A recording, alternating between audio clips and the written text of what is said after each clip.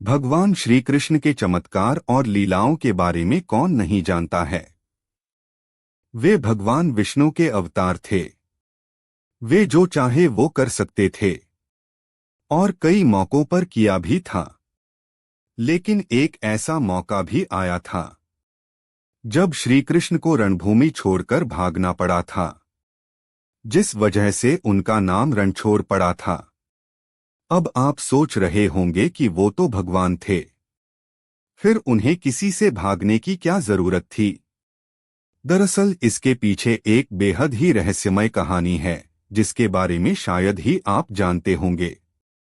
यह कहानी कुछ इस तरह है कि एक बार मगधराज जरासंध ने भगवान श्री कृष्ण को युद्ध के लिए ललकारा, लेकिन वह सिर्फ अकेले नहीं बल्कि उसने श्री कृष्ण के खिलाफ युद्ध के लिए यवन देश के राजा काल्यवन को भी अपने साथ मिला लिया था।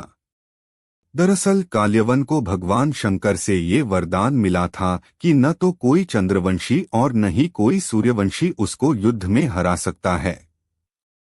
उसे न तो कोई हथियार मार सकता है और न ही कोई अपने बल से हरा सकता है।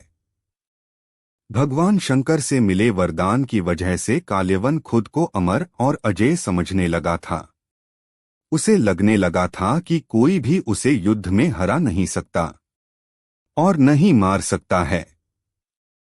जरासंध के कहने पर काल्यवन ने अपनी सेना के साथ मथुरा पर आक्रमण कर दिया।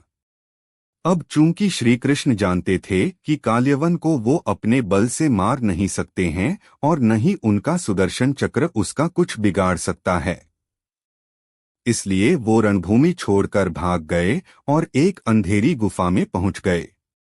श्री कृष्ण जिस गुफा में जाकर छुपे हुए थे, उसमें पहले से ही इक्ष्वाकु नरेश मांधाता के पुत्र और दक्षिण कोसल के राजा मुचकुंद गहरी नींद में सोए हुए थे। दरअसल उन्होंने असुरों से युद्ध कर देवताओं को जीत दिलाई थी। लगातार कई दिनों तक युद्ध करने की वजह से वह थक गए थे, इसलिए भगवान इंद्र ने उनसे सोने का आग्रह किया और उन्हें एक वरदान भी दिया, जिसके मुताबिक जो कोई भी उन्हें नींद से जगाएगा वह जलकर भस्म हो जाएगा।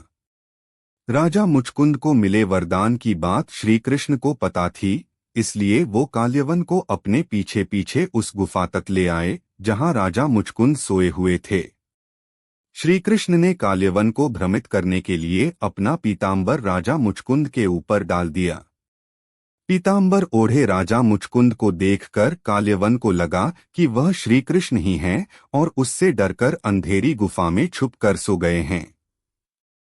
इसलिए उसने श्री कृष्ण समझकर राजा मुचकुंद की छाती पर पैर से वार करके नींद से उठा दिया। अब राजा मुचकुंद जैसे ही नींद से उठे, काल्यवन वहीं जलकर भस्म हो गया। असल में यह भगवान श्री कृष्ण की ही एक लीला थी। उन्होंने महाभारत के युद्ध में गीता का उपदेश देते हुए कहा भी था कि सृष्टि में जो कुछ भी होता है उन्हीं की इच्छा से होता है, तो जाहिर है काल्यवन का अंत भी उन्हीं की इच्छा से हुआ था। कथा रणछोड़ की अच्छी लगी हो तो लाइक करे। धन्यवाद। राधे राधे। जय श्री कृष्णा।